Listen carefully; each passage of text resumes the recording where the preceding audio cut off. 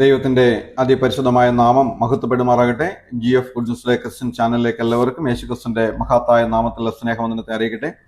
നിങ്ങൾ ആദ്യമായിട്ടാണ് ഈ വീഡിയോ കാണുന്നതെങ്കിൽ ഈ ചാനൽ സബ്സ്ക്രൈബ് ചെയ്യുക, വീഡിയോ മറ്റുള്ളവരിലേക്ക് ഷെയർ ചെയ്യുക. ഈ ചാനലിനകത്ത് ധാരാളം ഫലകരമായിട്ടുള്ള വീഡിയോകൾ കിടക്കുന്നുണ്ട്, നിങ്ങളത് കാണുക. ആനുകാലിക സംഭവങ്ങളെ ആസ്പദമാക്കിയുള്ള വീഡിയോകൾ, അതുപോലെ തന്നെ ദശാംശത്തെക്കുറിച്ചുള്ള വീഡിയോകളെല്ലാം ദൈവവചനത്തിൻ്റെ അടിസ്ഥാനത്തിൽ ഇതിനകത്ത് കൊടുത്തിട്ടുണ്ട്, നിങ്ങളത് കാണുക. ഈ വീഡിയോ നിങ്ങൾ മറ്റുള്ളവരിലേക്ക് ഷെയർ ചെയ്യുക, ഈ ചാനൽ സബ്സ്ക്രൈബ് ചെയ്യുക. നിങ്ങളുടെ വിലയേറിയ അഭിപ്രായങ്ങൾ കമൻറ്റിലൂടെ രേഖപ്പെടുത്തുക. ഈ ശുശ്രൂഷയെ ഓർത്ത് നിങ്ങൾ പ്രാർത്ഥിക്കുക. എല്ലാ നിലയിലും ദൈവനാമം മഹിമപ്പെടുവാൻ തക്കവണ്ണം ഇത് കാരണമായി തീരട്ടെ. അനേക ഇടങ്ങളിൽ ഒറ്റപ്പെട്ട് കഴിയുന്ന ദൈവദാസന്മാർ, സഹോദരി സഹോദരന്മാർ എല്ലാം ഉണ്ട്. സത്യത്തിനും നീതിക്കും വേണ്ടി നിൽക്കുന്നിടത്തെല്ലാം ഒറ്റപ്പെടലുകൾ സ്വാഭാവികമായ ഒന്നാണ് എന്ന് നമുക്ക് കാണുവാൻ സാധിക്കും. അങ്ങനെയുള്ളവരെ ആസ്പദമാക്കിയിട്ടുള്ള തിരുവെഴുത്തുകളും അതിൻ്റെ സന്ദേശങ്ങളും എല്ലാം ഈ ചാനലിലൂടെ കൊടുക്കാറുണ്ട്. എൻ്റെ ജീവിതാനുഭവങ്ങളും അതിനകത്ത് വരാറുണ്ട്. ഇന്ന് അങ്ങനെയുള്ള ഒരു വചനമാണ് പങ്കുവയ്ക്കാൻ തക്കവണ്ണം കർത്താവ് ശരണപ്പെടുന്നത്. അതിനാധാരമായിട്ട് വായിക്കുന്ന വചനം സങ്കീർത്തനങ്ങൾ 94:16 വാക്യം. ദുഷ്കർമ്മികളുടെ നേരെ ആർ എനിക്ക് വേണ്ടി എഴുന്നേൽക്കും, നീതികേട് പ്രവർത്തിക്കുന്നവരുടെ ആർ എനിക്ക് വേണ്ടി എതിർത്ത് നിൽക്കും. തൻ്റെ ജീവിതത്തിന് നേരെ ദുഷ്കർമ്മികൾ വന്നപ്പോൾ, നീതികേട് ചെയ്യുന്നവർ വന്നപ്പോൾ, തനിക്ക് വേണ്ടി എഴുന്നേൽക്കുവാനോ തനിക്ക് വേണ്ടി എതിർത്ത് നിൽക്കുവാനോ സഹായത്തിനായിട്ട് ആരും ഉണ്ടായിരുന്നില്ല. സങ്കീർത്തനക്കാരൻ്റെ ഈ ഒരു അനുഭവത്തിലൂടെ നാമും കടന്നു പോയിട്ടില്ലേ? നമ്മുടെ ചുറ്റുപാടുകളിൽ, നമ്മുടെ സഭകളിൽ, നമ്മുടെ സമൂഹങ്ങളിൽ, നമ്മുടെ അയൽവക്കങ്ങളിലെല്ലാം അന്യായവും നീതികേടും ദുഷ്കർമ്മങ്ങളും നമുക്ക് നേരെ വരുമ്പോൾ നമ്മളെ സഹായിക്കുവാനായിട്ട് ആരുമില്ലാത്തൊരു സാഹചര്യത്തിലൂടെ നാം കടന്നു പോകുന്നത് സ്വാഭാവികമാണ്. സത്യത്തിന് നീതിക്ക് വേണ്ടി നിൽക്കുന്ന ആളുകൾ വളരെ കുറവാണ്. അങ്ങനെ ഉണ്ടെങ്കിൽ തന്നെയും അവർ നിസ്സംഗരായിട്ട് നിൽക്കുന്നത് നമുക്ക് കാണുവാനായിട്ട് സാധിക്കും. ദുഷ്ടന്മാർ അധികാരം കൈയാളുകയും ദൈവജനത്തെ പീഡിപ്പിക്കുകയും ചെയ്യുന്ന ഈ കാലഘട്ടത്തിൽ ദൈവഭയത്തോടെയും വിശുദ്ധിയോടെയും താഴ്മയോടെയും സത്യത്തോടും കൂടി ജീവിക്കുന്ന ആളുകൾക്ക് നേരിടേണ്ടി വരുന്ന ഉപദ്രവങ്ങൾ ചെറുതല്ല എന്ന് നമുക്ക് കാണുവാനായിട്ട് സാധിക്കും. സങ്കീർത്തനക്കാരൻ്റെ കാലഘട്ടത്തിൽ അങ്ങനെ ഉണ്ടായിരുന്നു. സങ്കീർത്തനക്കാരൻ അതുകൊണ്ട് പറയാണ്, ഞാൻ അങ്ങനെയുള്ള ഒരു സാഹചര്യത്തിലൂടെ കടന്നു പോയപ്പോൾ ദുഷ്കർമ്മം ചെയ്യുന്നവർ, ഇരുളിൻ്റെ മറവിലിരുന്ന് പലവിധ മന്ത്രവാദങ്ങളാലും ആഭിചാരങ്ങളും പലവിധ രീതിയിലും ദുഷ്കർമ്മങ്ങൾ ചെയ്യുന്ന ആളുകൾ, പല തരത്തിലും നീതികേട് ചെയ്യുന്ന ആളുകൾ അവരൊക്കെ ഉണ്ടായിട്ടും ഒരു ദൈവവേദലിന് വേണ്ടി, ഒരു ദൈവമകന് വേണ്ടി, ദൈവമകൾക്ക് വേണ്ടി സംസാരിക്കുവാനോ ആ വിഷയങ്ങളോട് എതിർത്ത് നിൽക്കുവാനോ ഒരുമിച്ചിരുന്ന് പ്രാർത്ഥിക്കുവാനോ സമയം പങ്കിടുവാനോ സഹായത്തിന് ആരുമില്ലാത്ത സാഹചര്യത്തിലൂടെ നാമും കടന്നു പോകേണ്ടി വന്നിട്ടില്ലേ? നമുക്ക് തന്നെ തോന്നാറില്ലേ എന്തുകൊണ്ട് ഇങ്ങനെയൊക്കെ ആരും സഹായത്തിനില്ലാതെ വരുന്നുവെന്ന്? അനേക സന്ദർഭങ്ങളിൽ എനിക്കിത് തോന്നിയിട്ടുണ്ട്. ദൈവമക്കളെന്ന് അവകാശപ്പെടുന്നവർ തന്നെ ദുഷ്ടന്മാരുടെ കൂടെ നിൽക്കുകയും നീതികേട് ചെയ്യുന്നവരുടെ കൂടെ നിന്ന് പ്രവർത്തിക്കുകയും ചെയ്യുന്ന ധാരാളം സംഭവങ്ങൾ കാണുവാൻ തക്കവണ്ണം ഇടയായിട്ട് തീർന്നിട്ടുണ്ട്.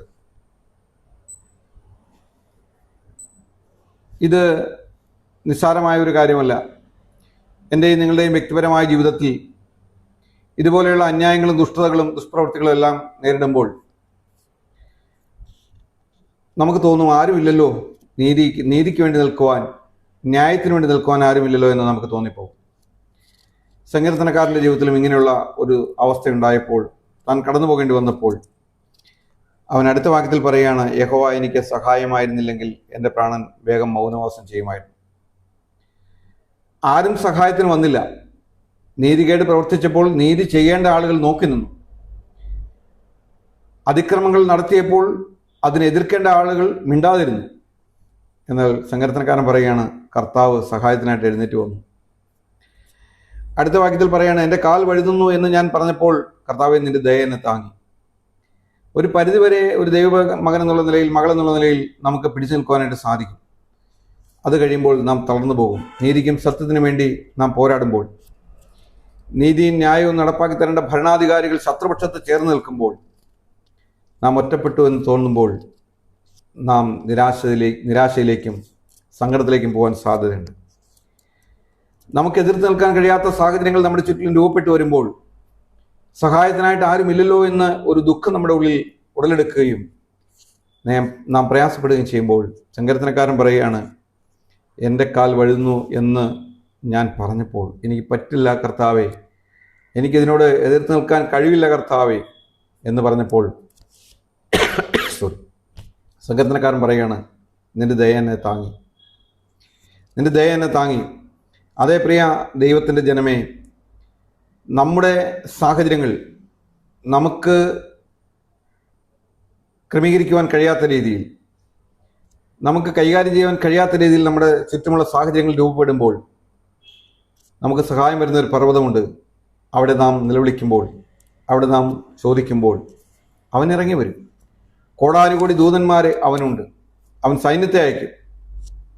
അവൻ നീതിയുള്ള ഭരണാധികാരിയാണ്. ഈ ഭൂമിയിൽ നമുക്ക് നീതിയും ന്യായവും നടപ്പാക്കി കിട്ടിയില്ല എങ്കിലും നീതിയും ന്യായവും ഇഷ്ടപ്പെടുന്ന നീതിയും ന്യായവും നടപ്പാക്കി തരുന്ന ഒരു നല്ല ഭരണാധികാരിയാണ് നമ്മുടെ കർത്താവ്. അവൻ്റെ ഭരണ സംവിധാനത്തിൻ്റെ കീഴിലാണ് ഈ ഭൂമിയിലുള്ള എല്ലാ ഭരണ സംവിധാനങ്ങളും. അതുകൊണ്ട് ദുഷ്ടന്മാരെ മറിച്ചു കളയുവാനായിട്ട് അവന് സാധിക്കും.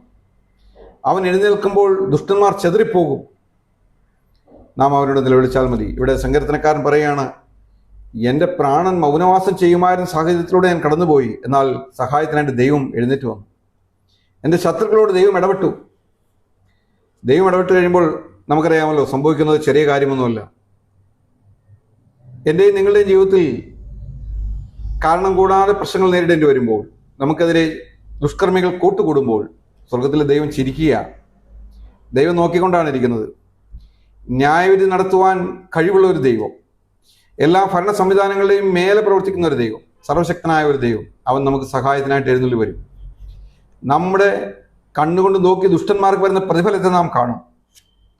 അവൻ നമുക്ക് നീതി ന്യായം നടപ്പാക്കി തരുന്ന ഒരു ദൈവമാണ്. ഈ ലോകത്തിലെ എല്ലാ ഭരണാധികാരികളെക്കാളും അവൻ ഉന്നതനാണ്. അവൻ്റെ ആജ്ഞ ഭൂമിയിലേക്ക് അവൻ അതിവേഗം അയക്കും. നാം അവനോട് നിലവിളിക്കുമ്പോൾ അവൻ നമുക്ക് ഉത്തരമല്ല. നമ്മുടെ അന്തരീക്ഷത്തെ അവൻ മാറ്റും, നമ്മുടെ സാഹചര്യത്തെ അവൻ മാറ്റും. നമ്മുടെ ദുഷ്കർമ്മികളെ കൈകാര്യം ചെയ്യുവാൻ തക്കവണ്ണം ശക്തനായ ഭരണ സംവിധാനം അവനുണ്ട്. അവൻ്റെ ഒരു ദൂതൻ 1,86,000 പേരെ ഒറ്റ രാത്രി കൊണ്ട് കൊല്ലുവാൻ തക്കവണ്ണം ശക്തനാണ് അവൻ്റെ ഒരു ദൂതൻ. അതെ, അവൻ നമുക്ക് ചുറ്റും പാളയമിറങ്ങി നമ്മളെ വിടുവിക്കുന്ന ദൈവമാണ്. ഈ ഭൂമിയിലെ സ്വന്തക്കാരോ അയൽവക്കക്കാരോ സഭയിലുള്ളവരോ സമൂഹത്തിലുള്ളവരോ ഭരണാധികാരികളോ നമ്മളെ സഹായിക്കാതിരിക്കുമ്പോൾ നമുക്ക് സഹായം വരുന്ന ഒരു പർവ്വതമുണ്ട്. അത് നാം മറന്നു പോകരുത്. നമ്മുടെ കർത്താവായ യേശു ക്രിസ്തു ഈ ഭൂമിയിലേക്ക് ഇറങ്ങി വന്ന് നമ്മെ വില കൊടുത്ത് വാങ്ങിയത് നമ്മെ കൈവിട്ട് കളയാനല്ല. അവൻ പറഞ്ഞിട്ടുണ്ട്, ഞാൻ ഒരു നാളും നിന്നെ കൈവിടുകയില്ല, ഉപേക്ഷിക്കില്ല. അവൻ അറിയുന്നുണ്ട് നമ്മുടെ തലയിൽ മുടിയെല്ലാം എണ്ണപ്പെട്ടിരിക്കുന്നു. നാം ഇരിക്കുന്നതും നാം എഴുന്നേൽക്കുന്നതും നമ്മുടെ ഹൃദയത്തിൻ്റെ നിരൂപണങ്ങളെല്ലാം അവൻ കാണുന്നുണ്ട്. നാം ഇന്ന് കടന്നു പോകുന്ന ഈ സാഹചര്യങ്ങൾ ദുഷ്കരമെന്ന് തോന്നുമ്പോൾ, സഹായിക്കാൻ ആരുമില്ല എന്ന് തോന്നുമ്പോൾ, പ്രിയ ദൈവവേദലേ, നീ നിരാശപ്പെടണ്ട. നിനക്ക് സഹായം വരുന്ന ഒരു പർവ്വതമുണ്ട്. നീ അങ്ങോട്ട് നോക്കി നിലവിളിക്കുക. നിന്റെ കണ്ണുനീരിനെ മറികടന്നവൻ പോകുന്നവനല്ല. അവൻ ഉറപ്പായിട്ട് നിനക്ക് ഉത്തരമരുളും. അനേക അനുഭവങ്ങളിലൂടെ എനിക്കിത് പറയുവാനായിട്ട് സാധിക്കും. അനേക അനുഭവങ്ങളിലൂടെ, അനേക ഒറ്റപ്പെടലുകൾ, അനേക തള്ളിക്കളയലുകൾ, അതിൻ്റെ എല്ലാം നടുവിൽ ദൈവം എന്നെ വിടുവിച്ചത് കാണുവാൻ തക്കവണ്ണം ഇടയായിട്ട് തീർന്നുണ്ട്. അതുകൊണ്ട് എന്നെ കേൾക്കുന്ന പ്രിയ സഹോദര, പ്രിയ സഹോദരി, നിന്നെ രക്ഷിക്കാൻ കഴിവുള്ള, നിന്നെ വിടുവിക്കാൻ കഴിവുള്ള, നിനക്ക് നീതി നടപ്പാക്കി തരുവാൻ കഴിവുള്ള ഒരു സർവശക്തനായ ദൈവം നമുക്ക് പിതാവായിട്ടുണ്ട്. അതുകൊണ്ട് നമുക്ക് അവനെ ആശ്രയിക്കാം, അവനിൽ തന്നെ ശരണപ്പെടാം, അവനെ നമുക്ക് വിളിച്ചപേക്ഷിക്കാം. അവൻ നമുക്ക് വേണ്ടി എഴുന്നേൽക്കുമ്പോൾ നമ്മുടെ ശത്രുക്കൾ ചെതറും. നമ്മുടെ കർത്താവായ യേശു ക്രിസ്തു വ്യഭിചാരിയായ ഒരു സ്ത്രീയെ പിടിച്ചുകൊണ്ടുവന്ന് അവൻ്റെ മുമ്പിൽ നിർത്തിയപ്പോൾ, പരീശന്മാർ കൂട്ടം കൂടി നിന്ന് കല്ലെറിയുവാനായിട്ട് കുറ്റം ചുമത്തി നിന്നപ്പോൾ, നിങ്ങളിൽ പാപമില്ലാത്തവൻ ഇവിടെ ആദ്യം കല്ലെറിയിട്ടെന്ന് പറഞ്ഞ ഒറ്റ വാക്കിൻ്റെ വെളിച്ചത്തിൽ ചെതറിപ്പോയത് നമ്മൾ കണ്ടതല്ലേ?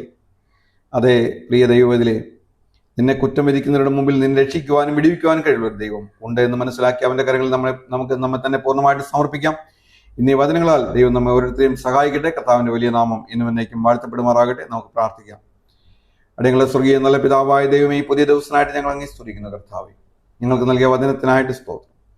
കർത്താവേ, നിന്റെ ദാസന്മാര്, നിന്റെ മക്കള് പലയിടത്തും പല കഷ്ടങ്ങളിലൂടെ കടന്നു പോകുമ്പോൾ നീ നീതി ന്യായം നടപ്പാക്കി കൊടുക്കുന്ന ഒരു ദൈവമായതുകൊണ്ട് സ്തോത്രം. ഞങ്ങൾ നിന്റെ വചനത്തെ പ്രഖ്യാപിക്കുന്നത് ഏറ്റുപറയുന്നു. അതെ, ഞങ്ങൾക്ക് വിരോധമായി ഉണ്ടാക്കുന്ന ഒരായുധവും അഭിവൃദ്ധി പ്രാപിക്കുകയില്ല. ഞങ്ങൾക്ക് വിരോധമായി പ്രവർത്തിക്കുന്ന എല്ലാ നാവിനെയും ഞങ്ങൾ യേശു ക്രിസ്തു നാമത്തിൽ കുറ്റം വിധിക്കുന്നു. ഇത് തൻ്റെ ഭക്തന്മാരുടെ അവകാശമാണ്, തൻ്റെ ദാസന്മാരുടെ അവകാശമാണ്.